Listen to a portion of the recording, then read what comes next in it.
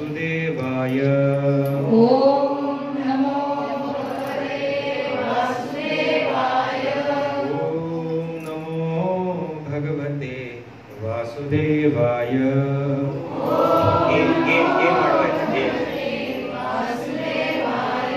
नारायणं नमस्कृत्य नरं चैव नरोत्तमं देवीं सरस्वतीं व्यासं ततो जयमुदीरयेत्।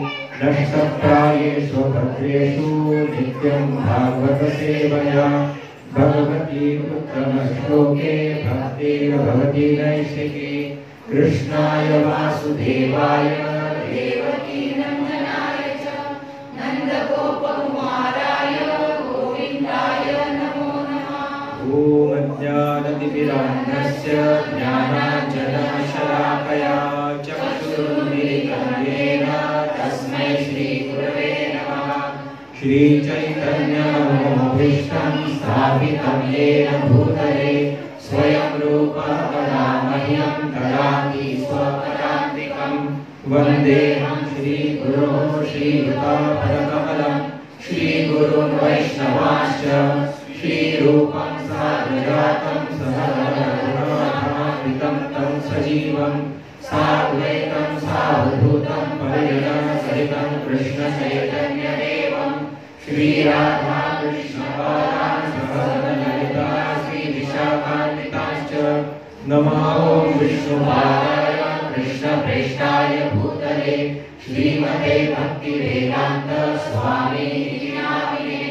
नमस्ते सरस्वती देवे गौरवाणी प्रचारिणे निर्विशेष शून्यवादी पाश्चात्यदेशतारिणे। वाञ्छाकल्पतरुभ्यश्च कृपासिन्धुभ्यैव च पतितानां पावनेभ्यो वैष्णवेभ्यो नमो नमः।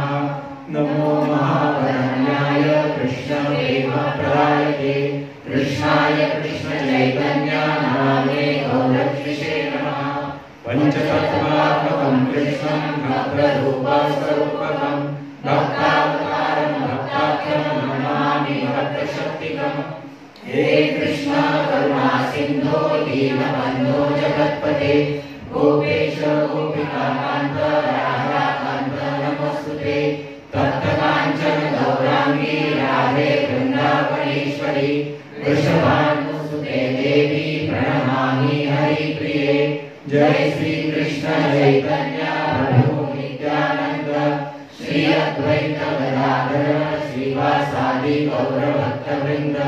हरे कृष्णा कृष्णा कृष्णा हरे हरे हरे राम राम राम हरे हरे।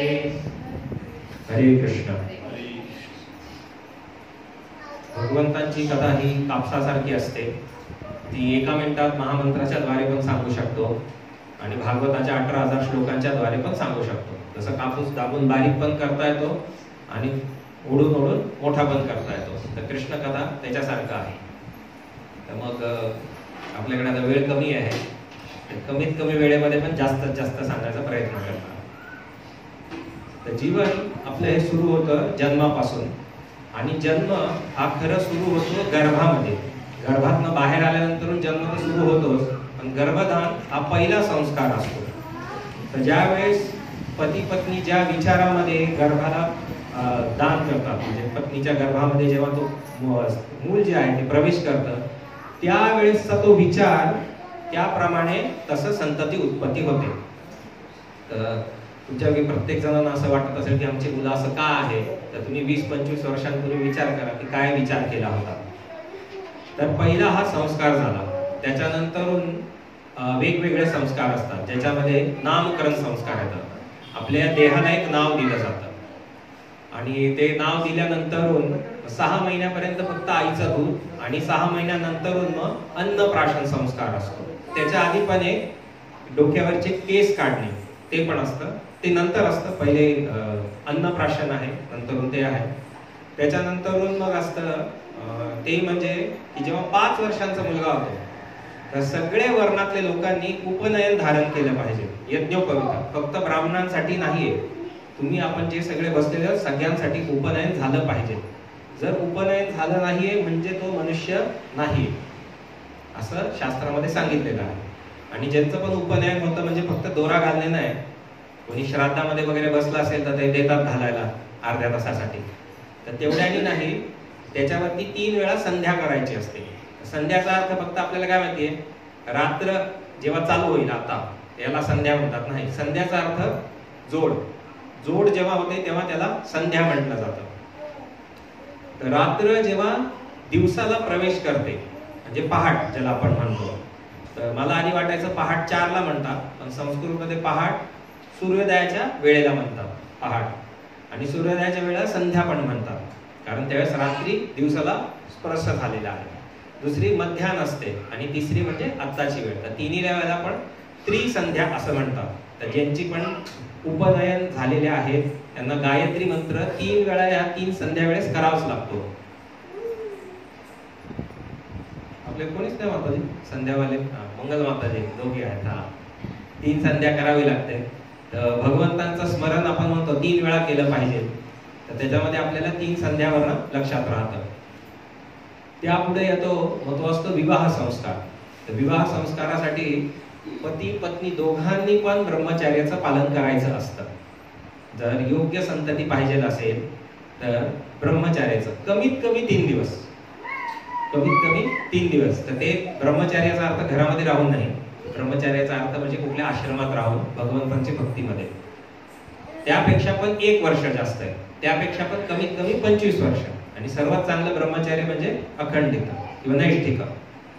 हे झालं विवाह संस्कार. विवाह संस्काराच्या नंतरून जेव्हा एका मुलगीचं किंवा मुलाचं हे त्यांच्याप्रमाणे पुढे पुढे जातात. तर मुलींसाठी अजून संस्कार असतात. सीमंतन संस्कार म्हणजे ज्यावेळेस की मुलीला पिरियड्स चालू झाले तर भांग पाडला जातो. आता बरेच जण लग्नाच्या आदल्या दिवशी किंवा सकाळीच होतो सीमंतन संस्कार करून. तर सीमंतनचा एक अर्थ सगळ्यांना कुंकू लावणे असं वाटतं, पण तसं नसून भांग पाडणे असा आहे सीमंतन संस्कार. त्याच्यावरनं सीता देवीचं पण नाव होतं, कारण सीता म्हणजे भूमीला 2 भागामध्ये करणे, त्याला सीता म्हणतात. आणि हे सगळे संस्कार झाल्यानंतर शरीर जेव्हा आपण सोडून देतो तर त्या संस्काराला अंत्येष्टी संस्कार म्हणतात. अंत्य शेवटचा. त्या शेवटच्या संस्कारामध्ये आत्मा या शरीरात राहिलेला आहे आणि त्याला आसक्ती उत्पन्न झालेली आहे. हा स्टँड थोडा बाजूला. आसक्ती उत्पत्ती झालेली आहे, तर ती आसक्ती नष्ट करायची आहे. त्यामुळे आत्मा पुढच्या गतीला जाऊ शकतो. तर हे मी संस्काराबद्दल सांगितलेलं आहे. तर हे जे सर्व सुरुवातीचे आपण जन्मापासूनचे संस्कार करतोय, तर शेवटच्या संस्काराची ही तयारी आहे, अंत्येष्टी संस्काराची. कारण किती जरी संस्कार चांगले केले, सहसा संस्काराचा अर्थ मराठीमध्ये आपण वागणूक असा घेतो, पण संस्कृतमध्ये संस्काराचा अर्थ की त्यांच्यावरती मंत्रोच्या द्वारे वागणुकीवरती परिणाम करणे. तर शेवटचा संस्कार याच्यामध्ये जर आसक्ती राहिली तर पुन्हा जन्म घेणार आणि परत करावा लागेल. तर आपण एका जन्मामध्ये प्रयत्न करतो की शेवटचा हा जन्म करावा, पण असं सगळ्यांकडनं शक्य नाहीये. जसं कॉलेजमध्ये काय असतं की एका वर्षाला 6-7 सब्जेक्ट असतात, पण जे हुशार मुलं असतात ते काय करतात, एका वर्षामध्ये 3 विषय करतात, पुढच्या वर्षामध्ये परत एटीकेटी इंजिनिअरिंग मध्ये होतात, मग परत 3 विषय पूर्ण करणार, म्हणजे 2 वर्षामध्ये 1 वर्ष पूर्ण केलं. मग परत माझ्या एका मित्राने MBBS जवळ 8 वर्षात पूर्ण केलं, 5 वर्षांचं. घाई नाही ना, आरामशीर करायचं, नीट समजून वगैरे करायचं, असं घाईमध्ये करायचं नाही. तर हे अंत्येष्टी संस्कार शेवटचा होण्यासाठी आपल्याला कैक जन्म लागतील, जेणेकरून परत यायची गरज नाही. ते कैकचा अर्थ काही पण असू शकतो, 2 आणि 2 पेक्षा अधिक किती पण. तर हे करत असताना या जन्मामध्ये आपल्याला भगवंतांची भक्ती करायची आहे, परंतु आपली स्थिती पूर्णपणे एकदम प्रगत झालेली नाहीये. त्यामुळे आपल्याला इथे राहण्यासाठी पण ज्या इतर गोष्टी आहेत, जसं घरामध्ये मुलं असणे किंवा लग्न कार्य आहे, तर एक ग्रंथ आहे त्याचं नाव गृह्य सूत्र.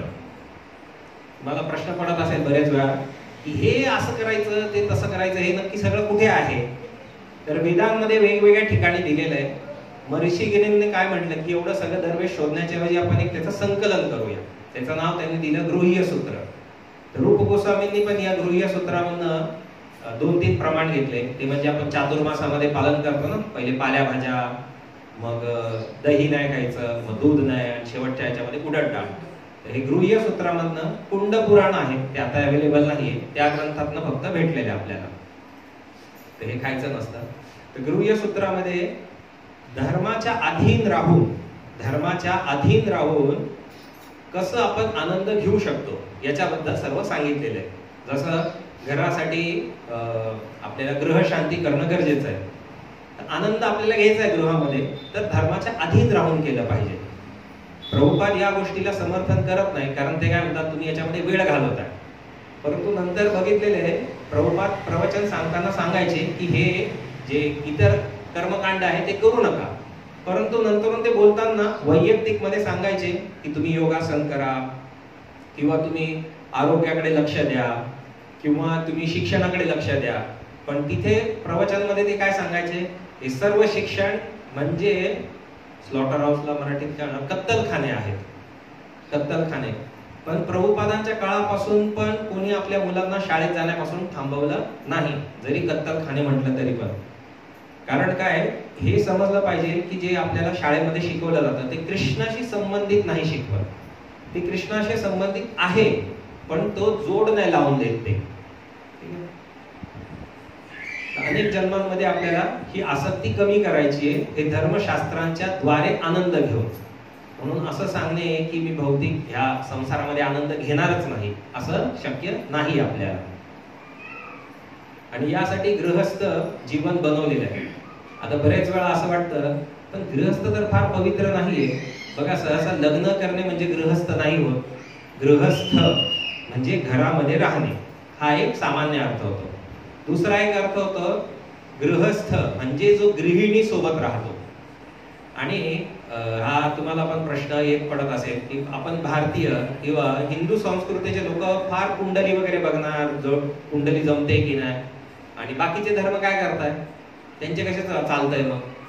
तर आपण कुंडली फक्त पती पत्नी एकत्र राहण्यासाठी बघत नाही, त्यांना जेव्हा पण पूजा कार्य विधी करायचे आहे त्यावेळेस ते एकत्र राहिले पाहिजे, ते एकत्र राहिले पाहिजे म्हणून कुंडली आपण बघतोय, ना की फक्त एकत्र राहण्यासाठी, विधी विधान पूर्ण करण्यासाठी आहे. जर पत्नी म्हटली की दिवाळी असेल पण मी काय सकाळी उठणार नाही, एवढ्या पहाटे कर, काय लक्ष्मी देवीला काय गरज होती एवढ्या सकाळी यायची, संध्याकाळी आहे ना, परत सकाळी पण काय गरज एवढ्या पहाटे. तर जर अशी स्त्री असेल किंवा पुरुष असेल तर त्या ठिकाणी लक्ष्मी देवी येऊ नाही शकत. पण आपण तर बघितलेले असं तर नाही, इतर धर्माच्या लोकांकडे पण तर पैसा आहे, तर लक्ष्मीमध्ये भेदभाव असतो. या लक्ष्मीने आपण धर्माचे कार्य करू आणि त्या लक्ष्मीने अधर्माकडे वळत जाऊ, हा भेद आहे. तर या जीवनामध्ये आनंद घेण्यासाठी वेगवेगळे रस असतात. तर प्रमुख 5 रस आहेत. आपण 5 रसांपेक्षा पण उपरस आहेत. उपरसामध्ये एक रस येतो, तो आहे वीर्यरस.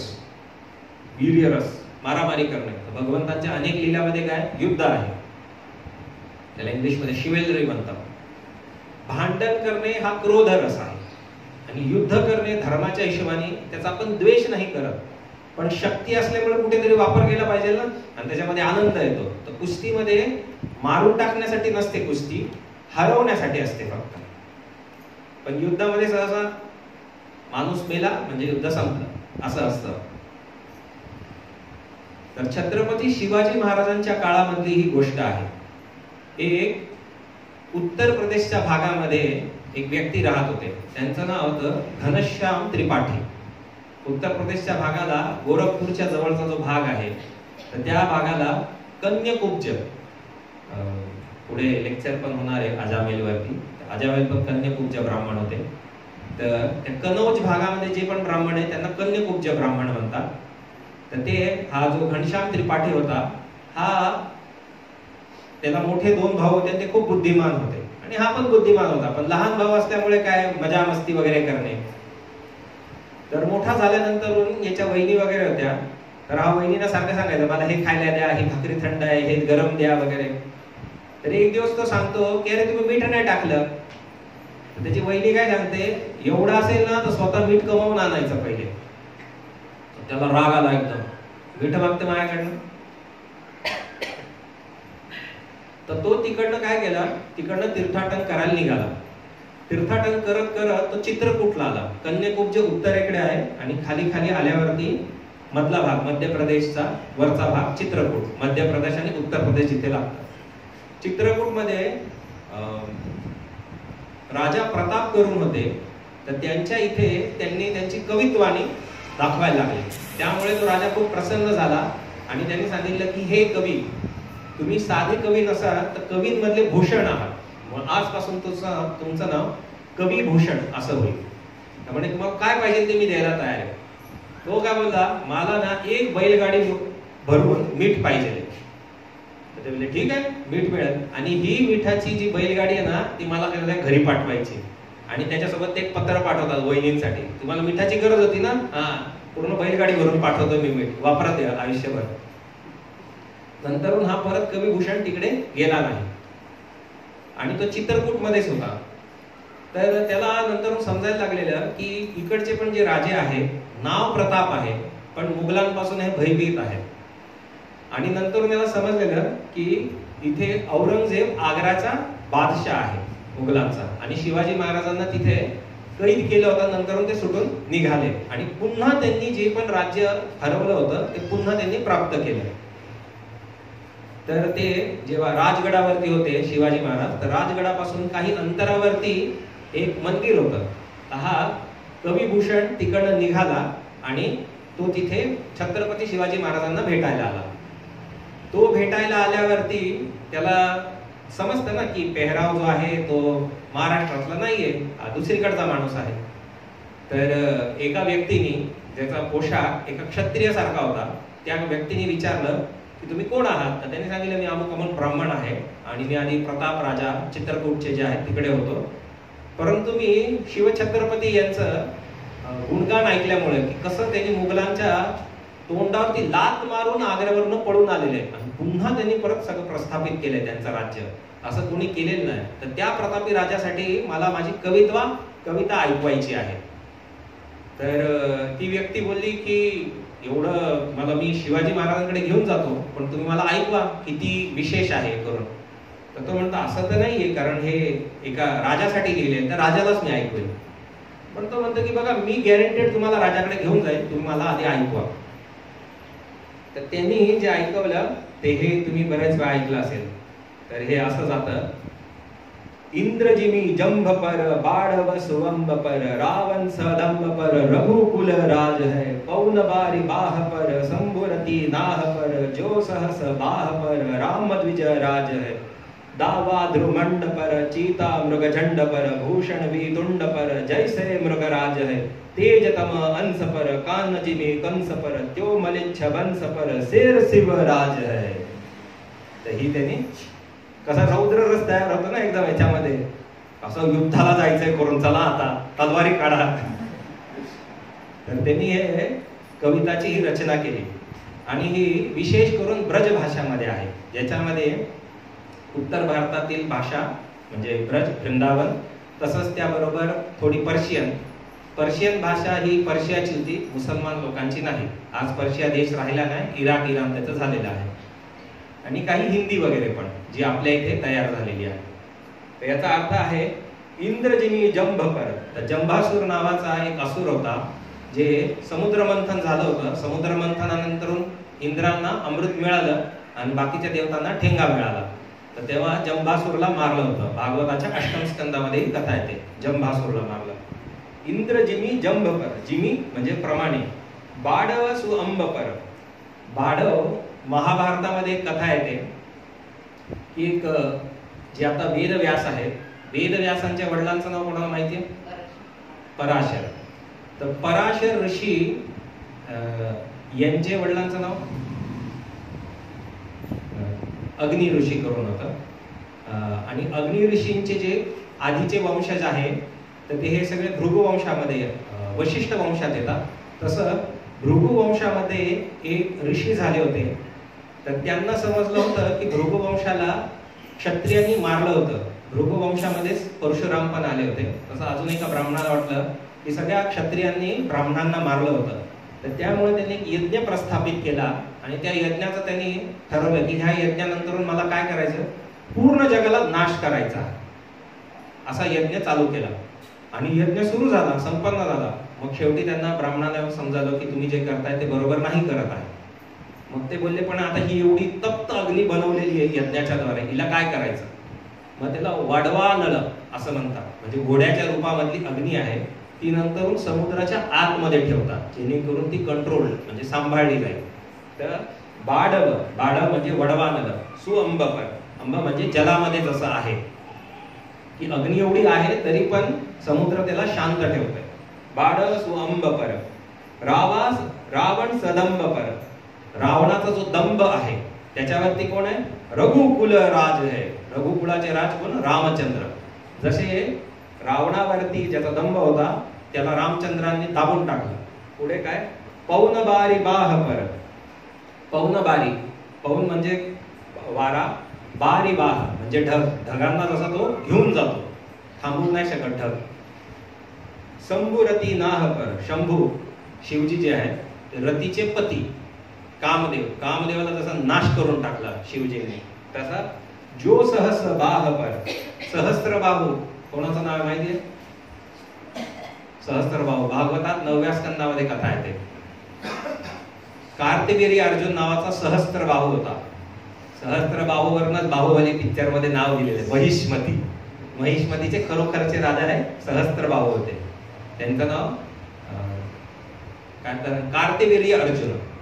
कार्तिवीर्य, कर्तवीर्याचे पुत्र कार्तिवीर्य अर्जुन, सहस्त्रबाहू त्यांचं नाव. आणि खर त्यांच्याकडे सहस्त्रबाहू होते. एक दिवस ते गायत्री करत होते नदीकाठी आणि रावण तेव्हा येतो त्यांच्यावरती आक्रमण करायला. तर तेव्हा ते रावणाला एका हातामध्ये धरून ठेवतात, पूर्ण गायत्री वगैरे करतात आणि घरी घेऊन जातात त्याला. आणि 10 डोके आहेत ना रावणाची, त्याच्यावरती 10 दिवे ठेवतात आणि रावणाला सांगायचं सगळीकडे फिरायचं करून प्रकाश द्यायला. मग तेव्हा रावणाचे जे वडील आहे विश्राव मुनी ते सांगतात की हा एक क्षत्रिय ब्राह्मण आहे, तुम्ही असं याच्यासोबत करू नाही शकत, कृपया त्याला सोडून द्या. ते म्हणतात ठीक आहे घेऊन जा, मस्ती करत होता माझ्यासोबत, घेऊन आलो. तर ते सहस्त्रबाहू होते. त्या सहस्त्रबाहूंना कोणी मारलं? रामद्विजराज म्हणजे परशुराम. राम त्यांचं ओरिजिनल नाव, त्यांच्या हातात परशु होता म्हणून परशुराम, कारण ते ब्राह्मण होते म्हणून द्विजराज. द्विजराज त्यांचं नाव काय? राम. जसं राम परशुरामांनी कार्तिवीर्य अर्जुनला मारून टाकलं होतं. नंतर कार्तिवीर्य अर्जुन हे भक्त होते, हे गोलोकला गेले, परंतु एक दिवस ते एक सेवा करत असताना एक जंगल जाळून टाकतात. पण त्या जंगलामध्ये चुकून वशिष्ठ मुनीचा आश्रम जळून जातं. ते वशिष्ठ आश्रम श्राप देतात की तुमचा नाश होऊन जाईल. नंतर ते उपश्रापामध्ये सांगतात की भगवंतांच्या अवताराच्या द्वारे तुमचा नाश होईल. तेव्हा परशुरामांच्या द्वारे त्यांचा नाश होतो. आणि कार्तिवीर्य अर्जुन यांना जरी श्राप लागला होता तरी ते युद्धात मरेच ना. परशुराम कंटाळून जातात, मरतच नाही. मग त्यांना कोणीतरी सांगतं की हे दत्तात्रयांचे शिष्य आहेत, तुम्ही दत्तात्रयांना जाऊन कॉन्टॅक्ट करा. मग दत्तात्रय सांगतात की यांच्या गळ्यामध्ये ना एक कवच आहे, ते विशेष कवच आहे, ते राधाराणींनी दिलेलं आहे. तर जोपर्यंत त्यांच्या कंठामध्ये ते कवच आहे तोपर्यंत त्यांचा मृत्यू होणार नाही. मग ते दत्तात्रयाकडनं ऍडवाइस घेऊन शिवजींना सांगतात परशुराम की तुम्ही जा आणि ते दान मागून घ्या. मग शिवजी जेव्हा त्यांच्याकडनं ते कवच मागून घेतात दानामध्ये, त्याच्यानंतर त्यांचं हत्या करता येते. तर रामद्विजराज आहे. दावा द्रुमंडपर. दावा म्हणजे दावाग्नी, जंगलामध्ये अग्नी. द्रुमंड म्हणजे बांबू. बांबूचं पानं सुकलेले असतात ना, ते लगेच पटापट पेट घेतात आणि ती अग्नी बांबूच्या जंगलाला भस्म करून टाकते. दावा द्रुमंडपर. चीता मृगजंडपर. मृग म्हणजे जे पशु आहेत छोटे छोटे, त्यामध्ये खास करून हिरण, त्यांच्यावरती चित्ता कसा लगेच पडतो, झपटी मारतो. चीता मृगजंडपर. भूषण वितुंडपर. भूषण म्हणजे तो व्यक्ती, कवी. भूषण वितुंडपर. वितुंड 2 प्रकारचे वाद असतात, जल्प आणि वितुंड. जल्प म्हणजे मी बरोबर, वितंड म्हणजे तुम्ही चुकीचे. तर जो पण भूषणला चुकीचा म्हणेल त्याला तो फोडूनच टाकेल असं भूषण म्हणतो. भूषण वितुंडपर. जैसे मृगराज है. तर मृगांचा राजा म्हणजे सिंह. सिंह कसा आहे त्याप्रमाणे. तेजतम अंशपर. तेज म्हणजे प्रकाश, अंश म्हणजे अंधकार. अंधकाराला जसा प्रकाश देतो तसा अंधकार लगेच नाश होऊन जातो. तेजतम अंशपर. कान्हजिनी कंसपर. हे तर माहिती, कंसावरती कोण भारी पडले? कान्हा. कान्हजिनी कंसपर. त्यो मलेच्छ बंसपर. मलेच्छचा अर्थ काय माहितीये? जो झोपून खातो. पॉपकॉर्न खातात ना टीव्ही बघताना, द्राक्ष वगैरे खातात, तर झोपून जो खातो त्याला म्लेच्छ म्हणतात. अजून एक दुसरा अर्थ होतो, जो वैदिक शास्त्रांचं पालन नाही करत, म्हणजे यासाठी आपल्याला मांस खायची गरज नाहीये. ठीक आहे, जरी लघवी उभं राहून जरी केली पुरुषांनी तरी पण ते वैदिक धर्माच्या बाहेर निघून गेले. तर ते सांगितले त्यो मलेच्छ बंस पर, तसे कोण आहे? शेर शिवराज आहे. शेर जे आहे ते कविभूषणच्यामुळे भेटलेले आहे. तर तो क्षत्रिय व्यक्ती कविभूषणला म्हणतो क्या बात है, क्या बात है, वन्स मोर बोले. ठीक आहे, वन्स मोर. परत इंद्रजिमी जंभ पर, बाड सुवंभ पर, रावण सदंभ पर, रघुकुल राज है, पौन बारी बाह पर, संबुरती नाह पर, जो सहस बार पर, राम द्विज राज है, दावा ध्रुमंड पर, चीता मृग झंड पर, भूषण वितुंड पर, जैसे मृग राज है, तेज तम अंश पर, कान जिने कंस पर, त्यो मलेच्छ वंश पर, शेर शिवराज है. तो व्यक्ती म्हटला परत एकदा, असं 3, 4, 5, 10, 25, 30, 55, 52 वेळा झाला.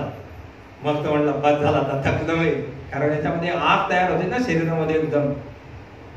मग ते म्हणतात की खूप भारी वाटलं, पण तुम्ही थांबले ना, तर मी तुम्हाला 2 सांगितलं. आता ती व्यक्ती सांगते की मी तुम्हाला 52 गावांचा प्रमुख बनवतो, आणि दुसऱ्याच्यात सांगितलेलं आहे की 52 लक्ष मुद्रा मी तुम्हाला सुवर्णाची देतो. हा बोलतो भाई एवढं कुठून? म्हणजे मी शिवाजी आहे. मग त्याला समजलं, आणि तेव्हापासून हा कविभूषण शिवाजी महाराजांचा कवी म्हणून झाला. तो जवळजवळ 45 वर्षापर्यंत दुसरीकडे होता, नंतर तो शिवाजी महाराजांच्या याच्यामध्ये सभेमध्ये राहायला लागले. तर त्यांनी 3-4 ग्रंथ लिहिले, आणि सर्व ग्रंथांमध्ये केवळ आणि केवळ एकच रस, रौद्र रस, युद्धाचा, आणि शिवाजी महाराजांवरतीच लिहिलेलं आहे सर्व. आणि बहुतेक जे पण आहे ते सगळे भागवत किंवा आपल्या जे ग्रंथ आहेत पुराणांमधल्या कथा घेऊन शिवाजी महाराजांचं वर्णन केलेलं आहे. तर हे सगळे जे आहेत त्याच्यामधलं बरेच चित्रपटांमध्ये वगैरे हे गाणं घेतलं होतं. आपण एक त्याचं, अच्छा याला एक वायर लावावं लागेल तर आवाज येईल.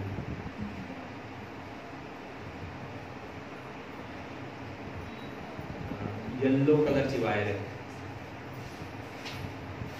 हरे कृष्णा कृष्णा कृष्णा हरे हरे, हरे राम राम राम हरे हरे, हरे कृष्णा कृष्णा कृष्णा हरे हरे, हरे राम राम राम हरे हरे, हरे कृष्णा कृष्णा कृष्णा हरे हरे, हरे राम राम राम हरे हरे, हरे कृष्णा कृष्णा कृष्णा हरे हरे, हरे राम राम राम हरे हरे, हरे कृष्णा कृष्णा कृष्णा हरे हरे, हरे राम राम राम हरे हरे, हरे कृष्णा कृष्णा कृष्णा हरे हरे, हरे राम राम राम हरे हरे, हरे कृष्णा कृष्णा कृष्णा हरे हरे, हरे राम वॉल्यूम बढ़ाना प्लीज. हरे कृष्णा कृष्णा कृष्णा हरे हरे, हरे राम राम राम हरे हरे.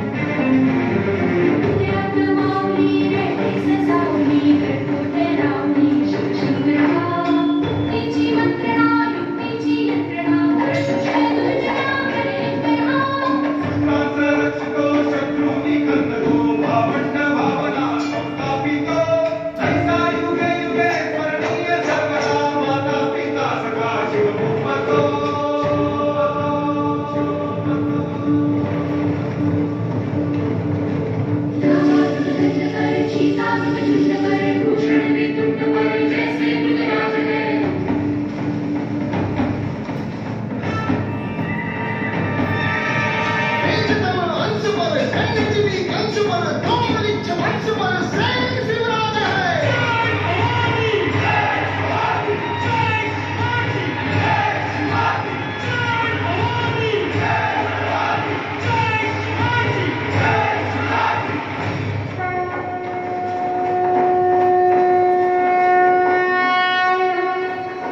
हरे कृष्ण.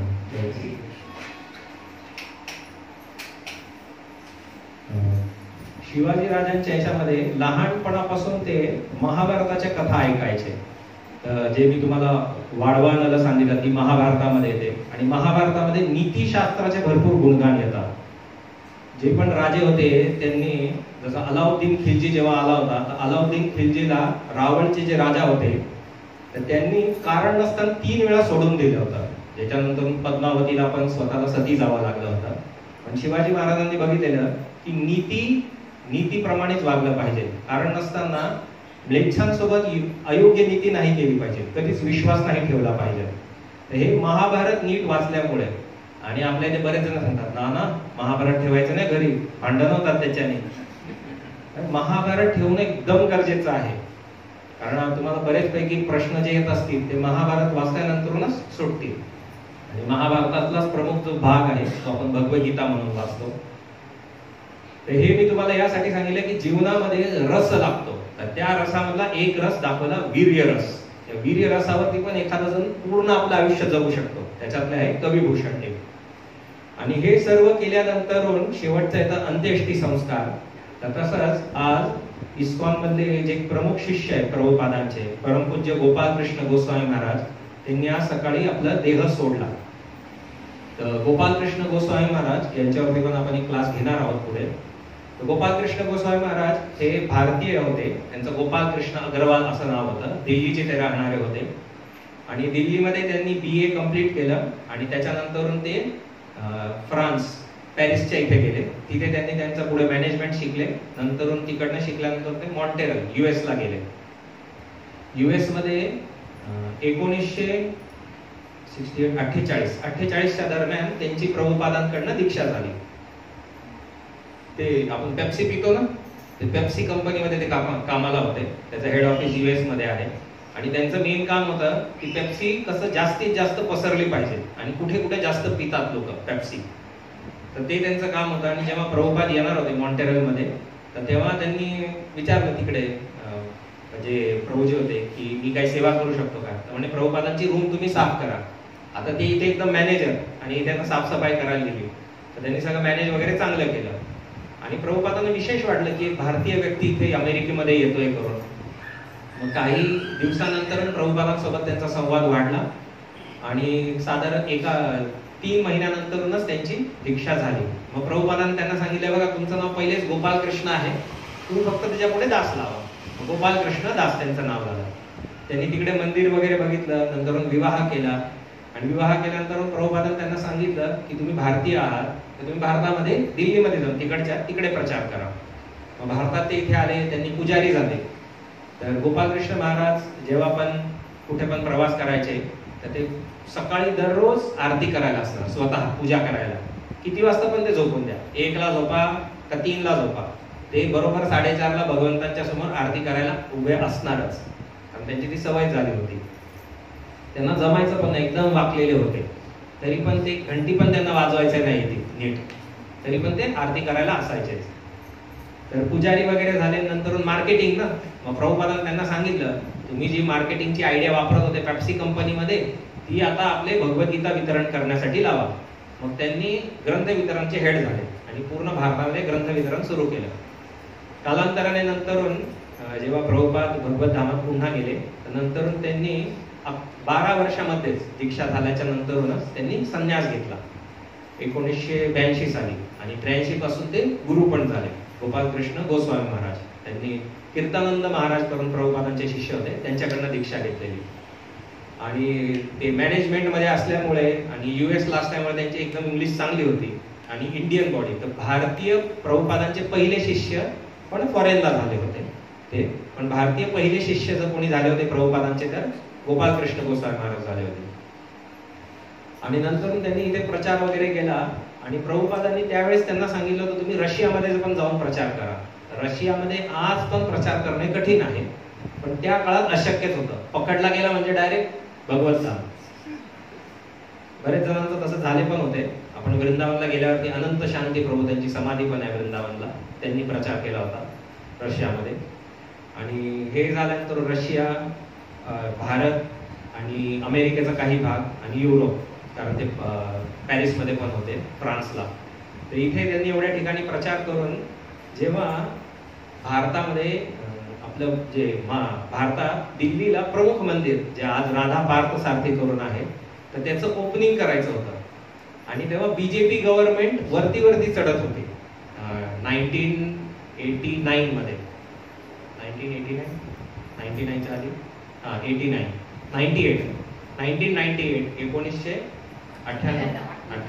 1998 मध्ये आपलं मंदिराचं ओपनिंग झालं. तर ओपनिंगच्या आधी बीजेपीचे हेड होते अटल बिहारी वाजपेयी. तर तेव्हा ते प्रधानमंत्री नव्हते. तर गोपालकृष्ण महाराजांनी त्यांना सांगितलं की आमचं टेम्पल ओपनिंग होणार आहे आणि ते टेम्पल ओपनिंग इलेक्शनच्या नंतर होणार होतं. तर ते म्हटले की बघा, असं गॅरंटीने मी होईलच प्रधानमंत्री. नाही, तुम्ही व्हा का नका हो, तरी पण तुम्ही आमच्या टेम्पल ओपनिंगला तुम्हीच यायचं प्रमुख अतिथी म्हणून. आणि ते प्रधानमंत्री झाले नंतर. म्हणजे त्यांना इन्व्हिटेशन आधी दिलं, ते प्रधानमंत्री झाले आणि आपली दिल्लीचं टेम्पल ओपनिंग झालं. तर भारताचं पहिलं असं मंदिर झालं होतं की प्रधानमंत्रीच्या हस्ते उद्घाटन झालं होतं त्याचं. तर ते खूप विशेष घटना होती. आणि नंतर पुण्याचं एक मंदिर आहे, ज्यावेळेस प्रणब मुखर्जी आले होते राष्ट्रपती. हे दोन विशेष मोठे मंदिर, ज्याच्यामध्ये एकदम भारताची पहिली व्यक्ती, प्रधानमंत्री राष्ट्रपती सारखी व्यक्ती आले होते. आणि नंतर त्यांनी पुढे भारतामध्ये पूर्ण जगामध्ये सर्वात मोठी भगवद्गीता, म्हणजे साईज वाईज आकाराप्रमाणे सर्वात मोठी भगवद्गीता दिल्लीमध्ये आहे, Guinness book of world record मध्ये आहे. तर ती नरेंद्र मोदी त्याचं ओपनिंग करायला आले होते दिल्लीमध्ये. तर दिल्लीला जर तुम्ही जाल तर तिथे राधा पार्थ सारथी मंदिरामध्ये एकदम मोठी, या हॉलपेक्षा पण मोठी भगवद्गीता आहे. त्याचं असं 10 जणांना धरून पान उचलावं लागतं. तर मोदींच्या द्वारे त्याचं ओपनिंग झालं होतं. तर हे महाराजांनी, गोपालकृष्ण महाराजांनी या प्रमुख गोष्टी केलेल्या आहेत. तसंच जे युट्यूबवरती फेमस विवेक बिंद्रा प्रभू आहेत, कोणाला माहिती विवेक बिंद्रा, आणि अमोघ लीला प्रभू, हे दोघं पण गोपालकृष्ण महाराजांचे शिष्य आहेत. हे प्रामुख्याने दोन आहेत. तसंच माधवाज रॉक बँड, हे पण बघितले आहेत, हे पण गोपालकृष्ण महाराजांचे शिष्य आहेत. तर एवढे सगळे प्रमुख शिष्य आहे गोपाल. आणि जीकेडी गोविंद कृष्णदास. जीकेडीला कोणी मायापूरला बघितलं होतं यात्रेमध्ये? आम्ही गेलो होतो तेव्हा बघितलेलं मायापूरला जीकेडी. 2-3 वृंदावनला पण बघितलेलं माधवाज रॉक बँड जीकेडीला. हे मुलांमध्ये जास्त फेमस आहे, माताजी लोकांना माहिती नसेल तर. तर हे पण गोपालकृष्ण महाराजांचे शिष्य आहेत. आणि प्रभुपादांनी सांगितलं होतं की कुरुक्षेत्रमध्ये पण आपलं मंदिर पाहिजे. महाराजांचे शिष्य कुरुक्षेत्रामध्ये पण मंदिर स्थापित करत आहेत. तर त्यांना, गोपालकृष्ण महाराजांना 2 दिवसापूर्वी कार्डियक अरेस्ट, त्यांची तब्येत खूप खराब होतीच आधीच, पण आज सकाळी त्यांनी देह सोडला. तर जसं मी आधी सुरुवात सांगितली होती, अंत्येष्टी संस्कार करावा लागतो. अंत्येष्टीमध्ये शरीर जाळावं लागतं. पण जो संन्यासी असतो, संन्यासींना शरीराप्रती आसक्ती नसते, त्यामुळे त्यांचं शरीर जाळायची गरज राहत नाही, कारण ते पुन्हा त्या शरीरामध्ये येणार नाही. म्हणून त्यांचं शरीर तसंच पूर्णपणे पुरलं जातं. तर प्रभुपाद, गोपालकृष्ण महाराज किंवा याच्या आधी भक्तिचारू स्वामी महाराज यांच्या शरीराला अग्निदान नाही दिला जातो. आपलं शरीर जर असंच सोडलं गेलं तर आपलं नुकसान होतं, कारण आपल्याला श्राद्ध कोणी करत नाही. पण संन्यासीला कोणाची श्राद्धाची गरज नाही राहत, ते त्यांचं बरोबर सांभाळून घेतात. तर पुढच्या व्हिडिओमध्ये गोपालकृष्ण महाराजांचा आहे.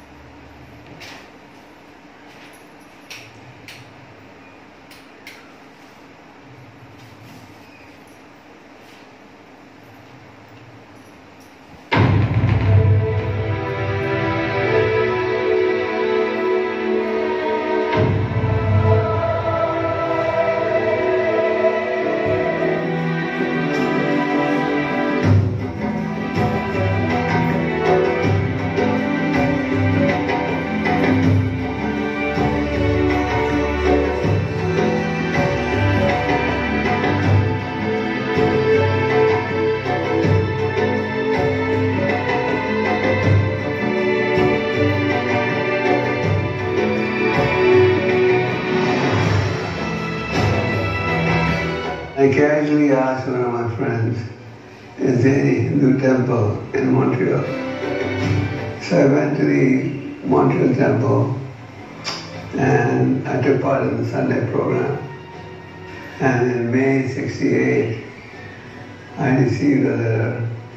My Swamiji is coming to Montreal on June 1st, '68. Please come and meet him. The first assignment the temple president gave me was to clean Prabhupada's apartment. So I had the privilege of meeting Prabhupada on June 1st, 1968. I had almost no exposure to southern India. I could see that Prabhupada was a genuine saint.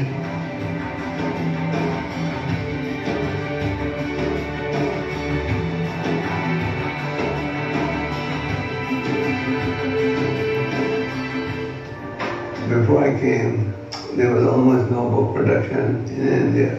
The Prabhupada told me to start the book production. I had arranged a very big book display of Prabhupada books in a very big book hub. But after 1 month, not many books were sold. So I went to Prabhupada to give him a report. And Prabhupada said, my books are sold because of the enthusiasm of my disciples. And in the store, nobody's enthusiastic. That's why. So we have seen that when devotees are enthusiastic, they achieve outstanding results.